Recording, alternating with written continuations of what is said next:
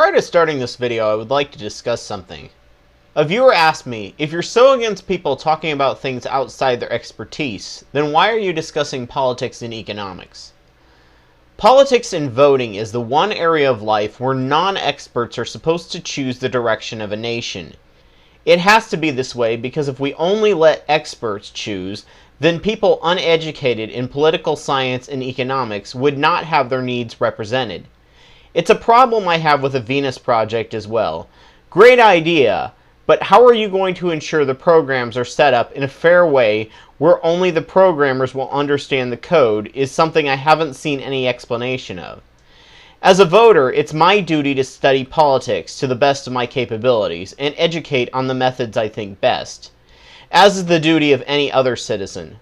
There are so many amateurs on here that I think are wrong and not looking at the whole picture, that I as a fellow citizen must counter as well. Any other field I would not go beyond my level of education. All regulation is bad. The government needs deregulation, everything, and get out of our lives. A common cry from many on the right. They believe that all regulation can occur through the private sector. They point to Underwriters Laboratory and the American Dental Association as perfect ways for the free market to regulate itself.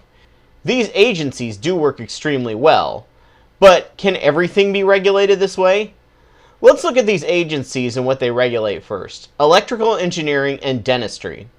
These fields, while complex, are fairly straightforward and easy to understand.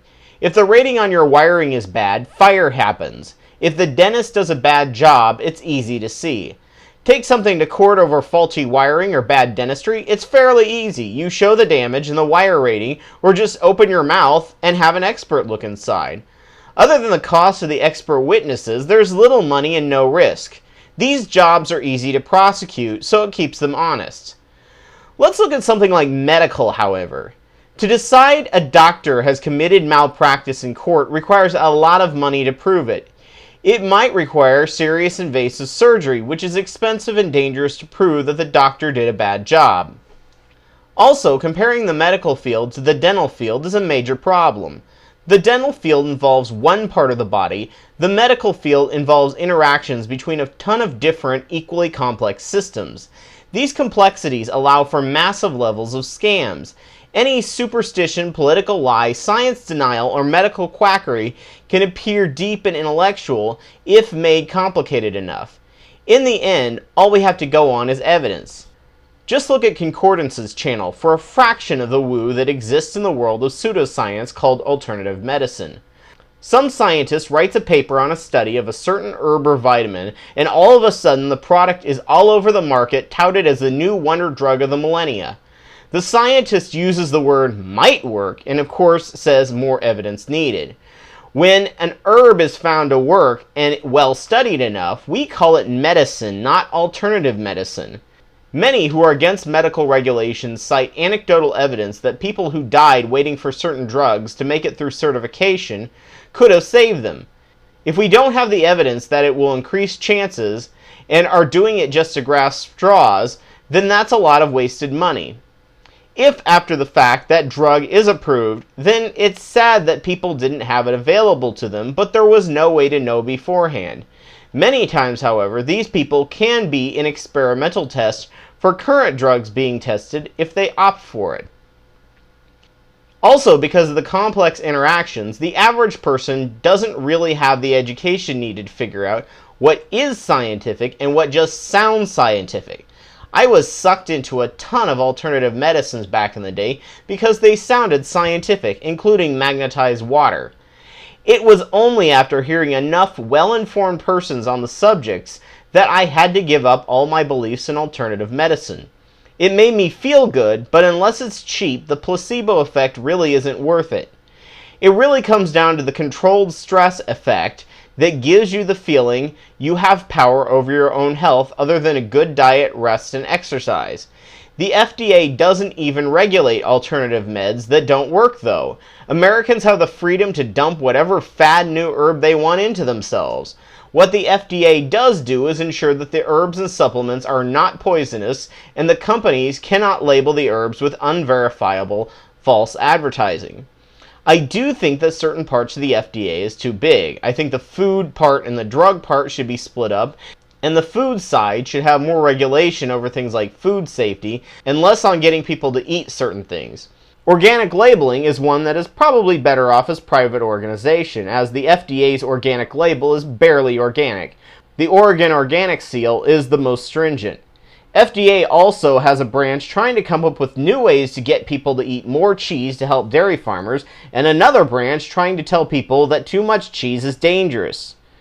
Another issue is the number of contributing experts. The internet has no regulation and needs none. There are tons of experts on programming and computers online to catch bull. The number of experts that can spot experts in the dental and electrical world are pretty high as well. With a complex system of the human body, however, the number of experts on one item of woo is small. Why we have regulations on who can become a doctor. The number of quacks out there until this board was set up was through the roof. FAA and the airwaves are also regulated because they affect a lot of people. Car manufacturing has a lot of regulation, but other than emissions, auto repair does not have regulation. It really all comes down to a mix of risk versus reward factors, perceived or real. Ease to understanding, side effects, and the number of contributing experts. The final piece that decides if a regulatory agency is needed is how many lawsuits abound. Lawsuits are expensive, especially to the losers, and the courts in both time and money. If regulating something could reduce court cases, many times regulation will be enacted, reducing the time and money of both the companies and the citizen who was hurt. It's now prevented, and it never happened. You will note that the more conservative voices scream loudly against both regulation and frivolous lawsuits. Tort reform was the only contribution conservatives had toward the healthcare bill.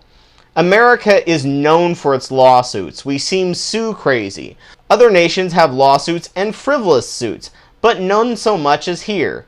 Why? Because we have the lowest amount of regulation in the Western world per population and GDP. If you have taken away regulation and a person's right to sue, the only thing one can do is not buy something, which may be impossible if everyone is running on the same low cartel-based standard.